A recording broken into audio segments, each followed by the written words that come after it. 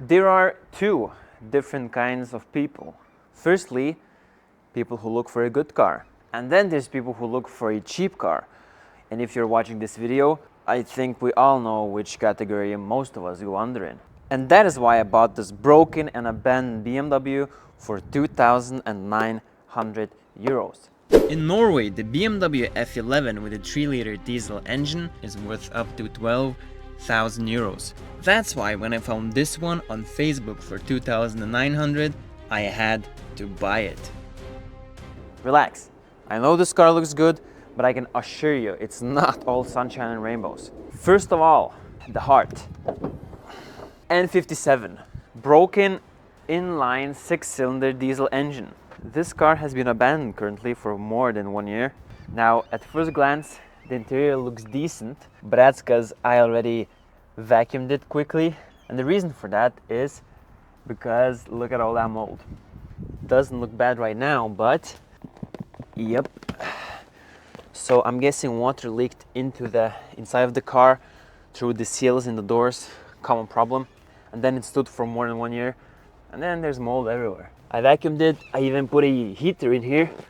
Right now it doesn't look too bad, but I think we can save most of the interior, but we will need to fully strip out all the seats, everything, deep wash the carpet, the seats, and we will probably need to replace the complete headliner.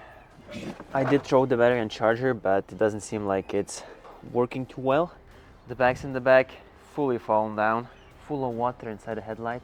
Rust on the wheel arches. This side, other than that, looks decent. However, this side has a big scratch going along it, so we'll see.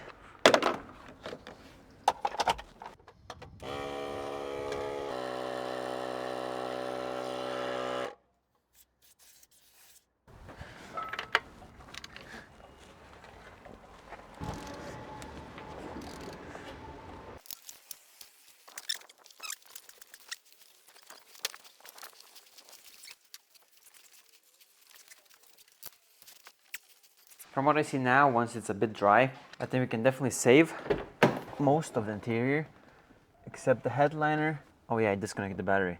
But the ignition works, everything turned on. 265,000 kilometers. Hello? What I liked about this car is that everything seems untouched for the most part.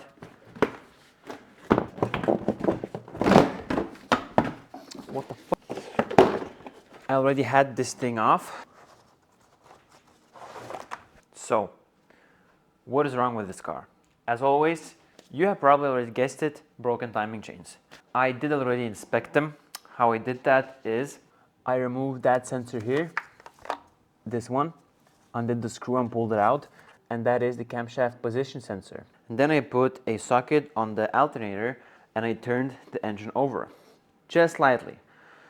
And when I did that, I could see the camshaft sprockets not moving. So there's no need to do any more troubleshooting because we know that the chains are broken. You could repair them with the engine in the car.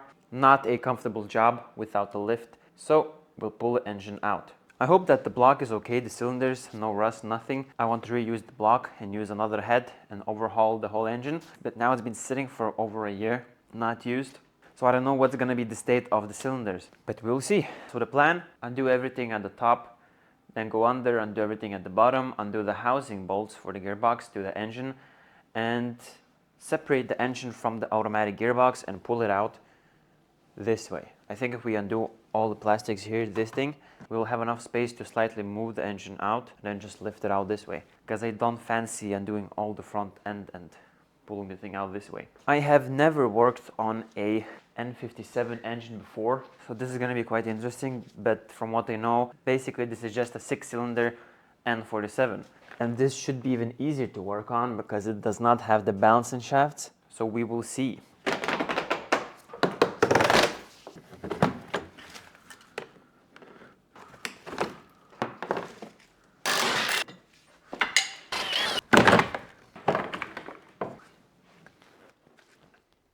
Okay, so there's tabs. Wait. And I'm just looking what the steering column Nope.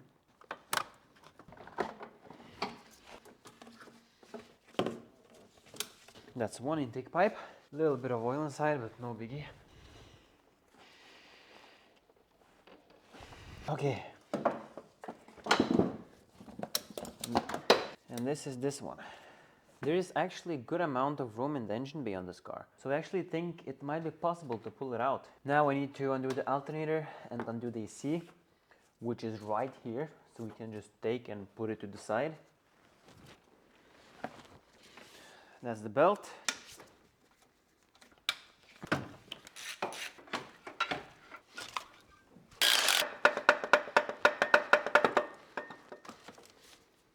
Perfect, so now we can just put it here and it's not gonna be in the way.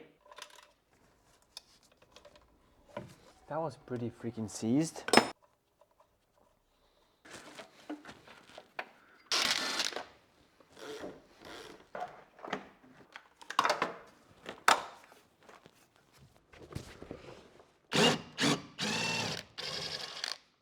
Bruh.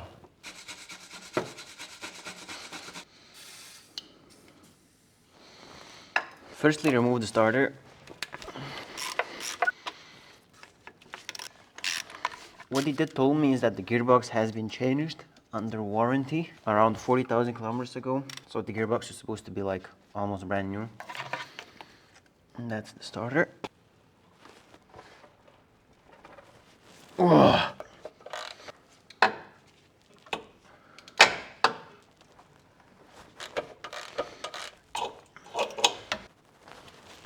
So now all the torque converter bolts are out.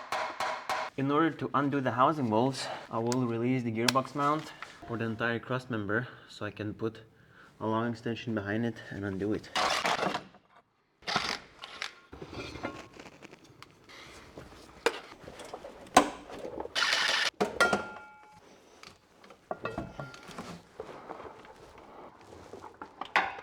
So the top housing bolts are out, the hardest ones to reach. Now I'm gonna put back the cross member.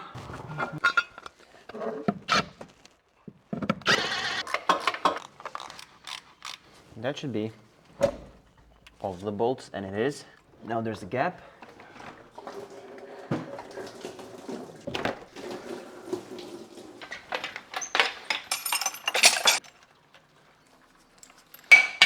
See what happens.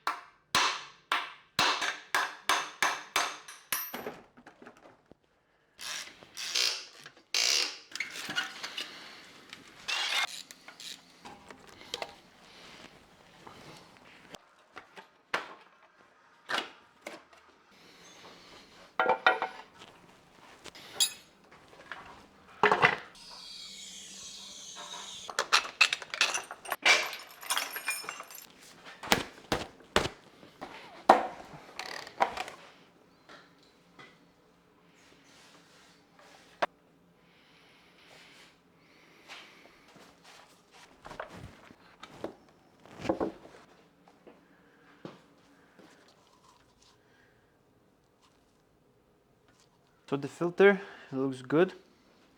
The oil is dark, but there's no metal shavings. Where do we even start now?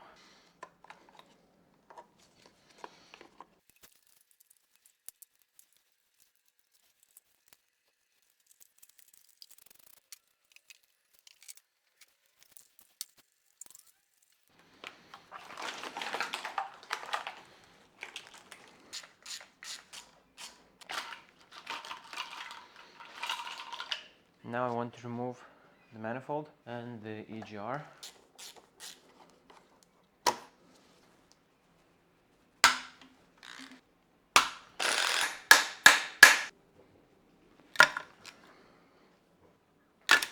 Oh, okay, so at least I managed to remove this one.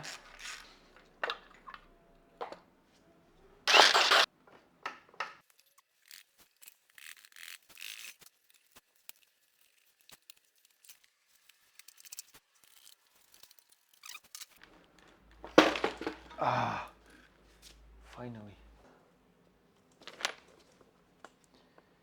Yo. Holy cow, there's so much carbon inside.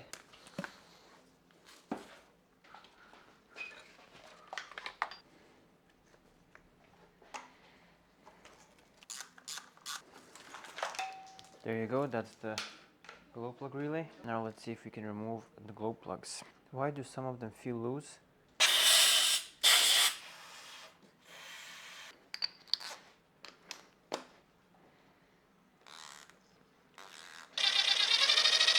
So it seems like this one is already snapped from before.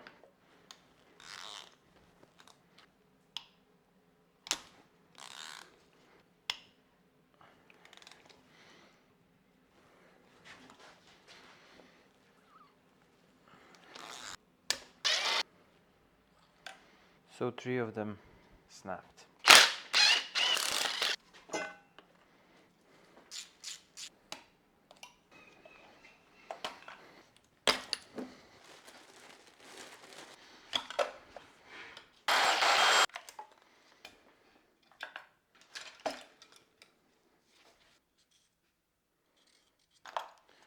What's the chance that the injectors are going to come out?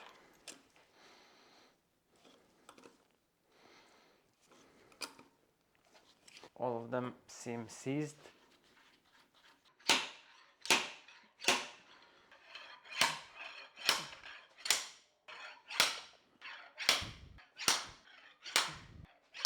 This tool is an absolute lifesaver. You don't think you need it until you freaking do. Okay, let's pull the valve cover off. Holy scheiße, you know what I just realized, guys? There is a hole in the valve cover.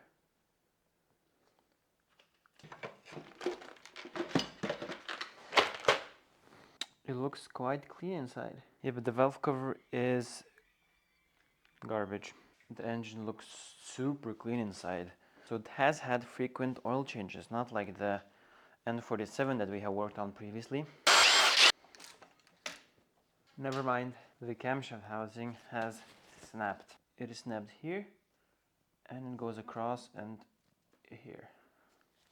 And these ones are quite expensive, and you can see that the whole thing is seized. So annoying, but part of the game. We did not get super lucky this time. I guess let's start look over all of the lifters one by one. The lifters I already checked, they are the same as the N47. So that's not a big deal, we have many of them. This one is broken.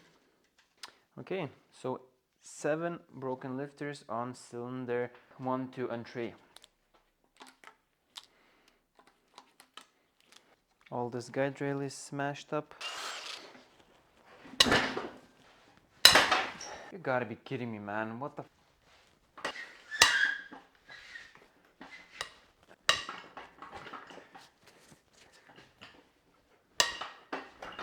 That was hard.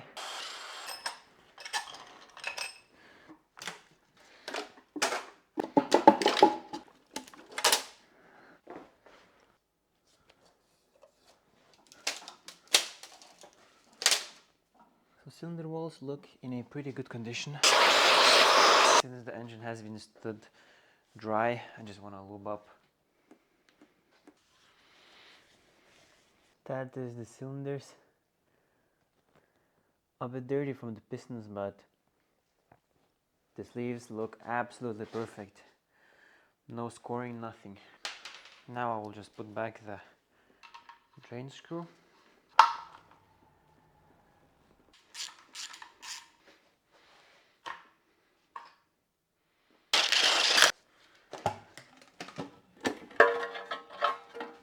So slight sludge, but not bad. No metal pieces, nothing. I really like how clean this engine is inside. I like this.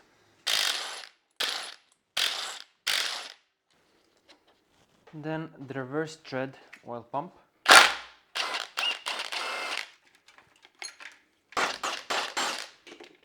Okay, so only 4 bolts holding the oil pump in place.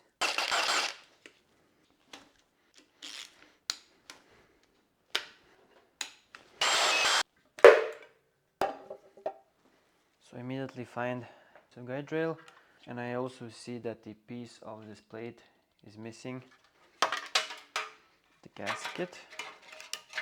So the only damage to the case cover is this end here. Not a big deal. Okay, so the sprocket completely destroyed. And then you need this special tool to pull it off. So the same as N47. So screw the tool in, then release the bolt.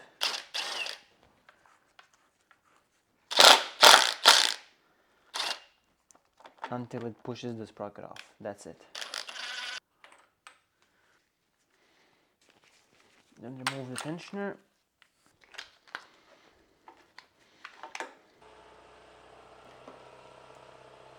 And that is it for now. Now, in the meantime, I was just cleaning out some engine parts, and manifold was one of the worst ones I have ever seen. The flaps were completely gunged up. There was almost no passage of air. So I cleaned all of it.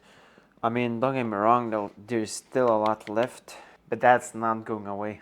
Basically as clean as it will get. And I also did remove the complete swirl flaps. I also cleaned up the shutter valve, so that looks like brand new.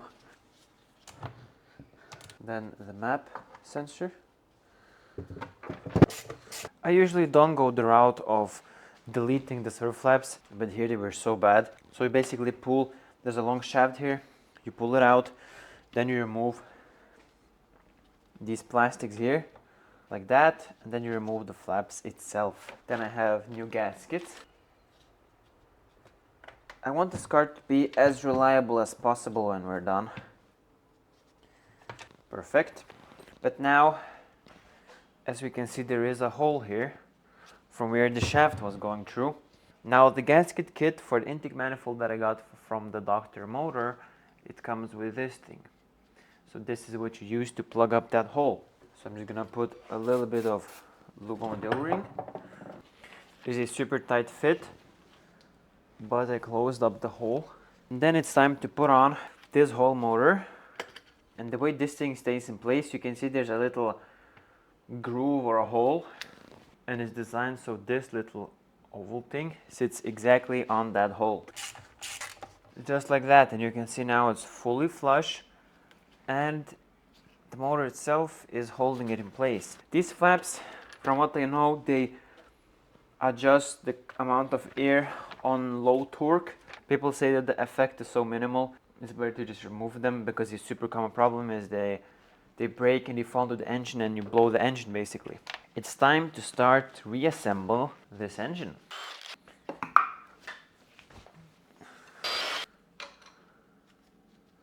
So the rod bearings look mint, as well as the journal. But as we know, the rod bearings is not a problem on this engine. The biggest problem is the main bearings.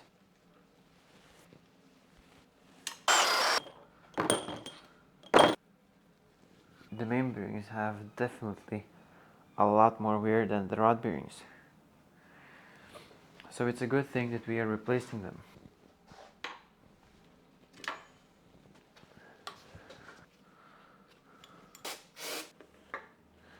Time to install the bearings. For the rod bearings, I managed to get original Kolb & Schmidt, standard size. Kolb & Schmidt is the one that supplies these bearings for BMW for these engines. So as always, just line up this groove and slide it down into place. Main bearings from Kolb & Schmidt, the original ones, were sold out everywhere and I couldn't get my hands on them. The only bearings I could get my hands off is this brand here, NE. I have used this brand before and they worked just fine. It is a pretty popular brand for bearings, so we will run these because I'm not gonna spend 500 euros for bearings straight from BMW. We will measure the clearance, and if it's okay, we'll run them. I don't see the reason why they wouldn't work. Align the notch. Now I will apply a little bit of assembly lube on the bottom of the bearings.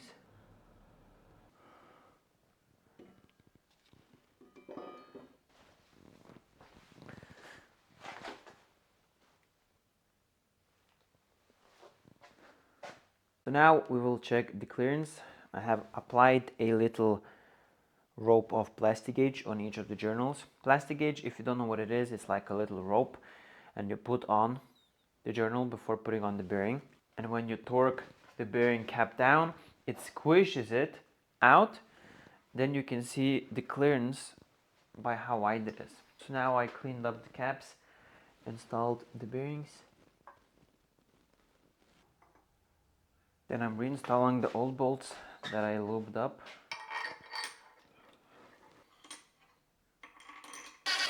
Main bearing bolts are torqued to firstly 25, and then 50, and then it's 60 degrees twice. And that's it. Now I can loosen all of them.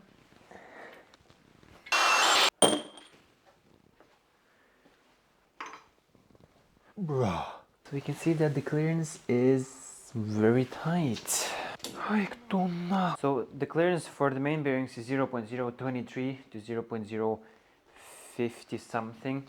And here you can see it's way wider than 0.025. And that's the same on all of the journals. So the clearance is too tight. Now I will order original bearings from BMW because I'm not gonna take any chances on this. You do that by writing out all these numbers. As you can see here, it says 22222, and there are 3 different size bearings which has 3 different color codes. So it's like the standard, and then there's 0.25 oversized, and then there's 0.5. The standard ones has 3 different colors, and they're also 3 different sizes, and you order them by that number on the crankshaft for the caps. And for the bearings that sit on the block, you look at this numbers here, and here it also says 2223222, and the bearings that are different color are different size. What I am not sure about is if I need to do something with the rod bearings or not. Now I will do the same for the rod bearings and measure the clearance, just so I know if I need to order the rod bearings as well, or we can use the original ones called Schmidt. Now I checked the rod bearings clearance, and we can see that it is around 0.050, maybe a bit wider than that. And the clearance for this is supposed to be between 0.015 and 0.050. So this one is good, that one good.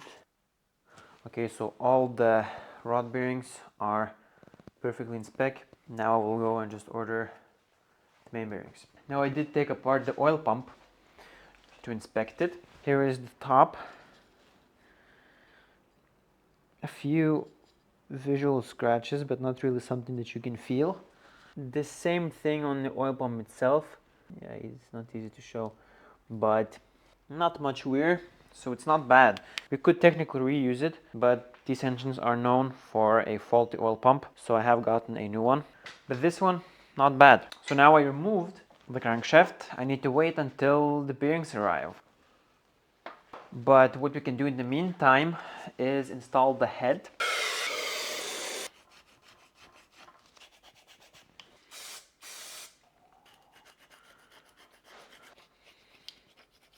Now I cleaned up the surface as best as possible, but now you can't feel anything. And all these things, they literally are just visual lines from the old gasket. We are gonna install the head now because I still haven't got the bearings. I did lube up the cylinder walls with some oil. Now this is the old engine head. So this one needs to be completely rebuilt, rechecked and overhauled. Also the glow plugs removed, stuff like that. I'll not do it myself because it takes too much time, super long time. So I will send it in to get rebuilt, but in the meantime I have already picked up another head that is already rebuilt. So fully rebuilt. It has all new valve stem seals, grinded in valves, ready for reinstall basically. Degrease it, clean it, the head gasket. From factory there are 3 different gaskets. There's one original one, then there's one thicker one, and one even more thick. This is the medium size because, well, the head is resurfaced. Oi, this head is heavy.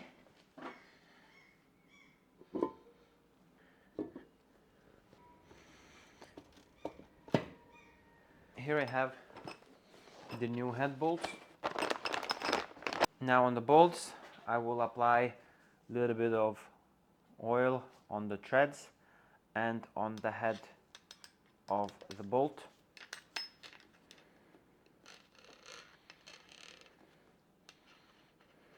Because these are stretch bolts, and if not, it's gonna be very hard to torque them down.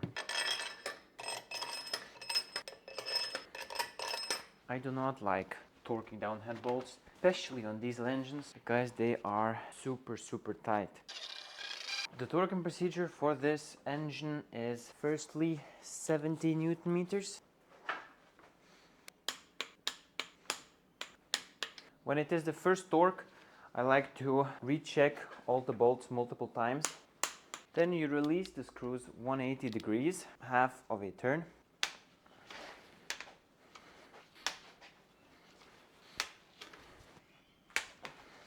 After that, you torque them down to 50. Now is where the fun begins. 120 degrees each.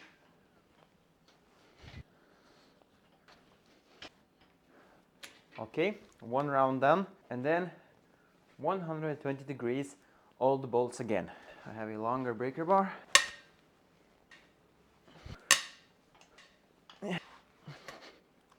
So it actually wasn't that bad as I expected. It seems like N57 might be easier than N47, maybe because the head is longer, so the force is pressing down more even, and that's less tension on each bolt, so it's easier.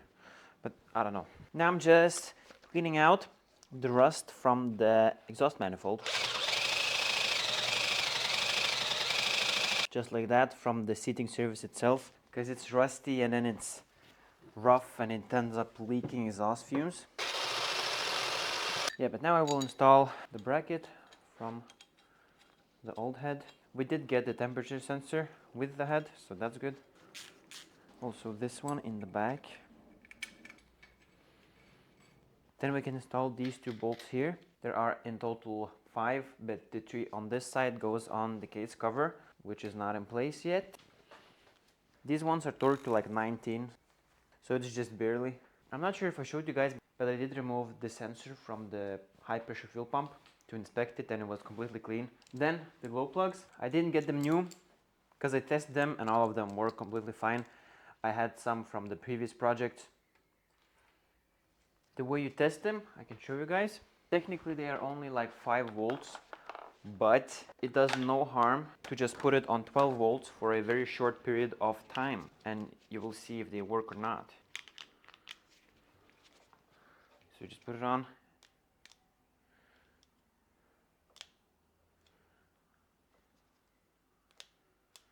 Just don't do it for a long time. It's torqued to like 10 or 15, I can't really remember. Small ratchet and easy. Now the manifold. I had to remove some studs from the old manifold.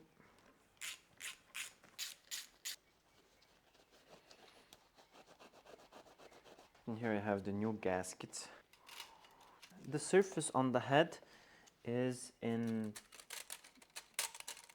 good condition here, but on the manifold it's not that good. So I will put slightly some exhaust paste on the manifold, just barely any, so it helps seal against the rough surface. So I put just like that, barely on the surface. How I cleaned up the hole. This pipe, the bolt is always stuck apparently on these engines. Last time I removed it, I broke it, and then I had to buy another one, and yeah, stuff like that. So then there's these brackets here.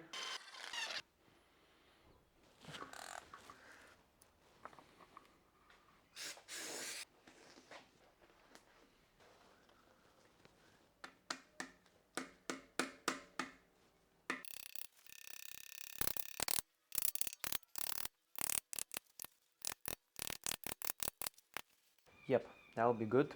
one more thing we need to take care of. Here is the cat. And the whole flex joint is literally on life support. You can see it's all cracked up and there's holes in it, and yeah, that's not gonna work. So we need to replace this. Now I want to remove these sensors because sometimes when you're welding on a exhaust, the current and stuff like that can break these sensors, so I usually prefer to remove them.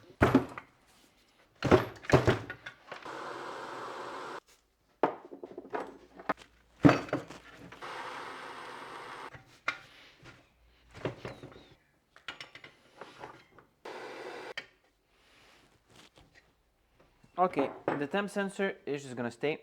What I will do, because I can't be bothered to put it on the car and then align it and then weld it, I will just put some piece of metal from here to here, weld it on the other side, then I'm gonna cut the piece out, and then this is gonna stay exactly in the position from the welded pieces, and then I will just put in another piece, weld it in, then cut off the brackets or something, because I can't be bothered.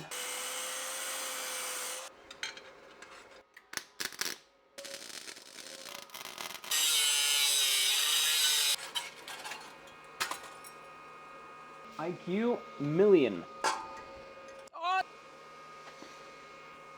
Hot. Okay, I will go and get a new flex pipe right now. Here I have the piece that I already cut up. I had to remove more material from the thing here, but now it fits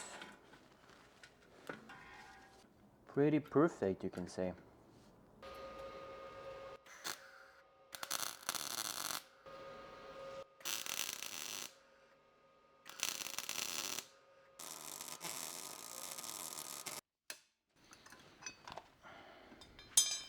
It's done.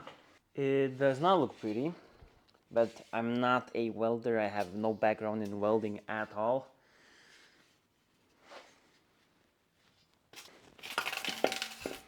So, this is gonna be it for this video. There's so much we need to do, and we will do it in the next video. We need to fully assemble the engine together, put it in the car, fire up, I hope so. And there's a lot of work we need to do on the car itself, such as all this headlight we need to rebuild, the interior, probably suspension, because we need to get it technically inspected. A lot of work. Thank you for watching this video. Make sure to check out my Patreon in the description if you want to support the channel, and I hope to see you in the next one.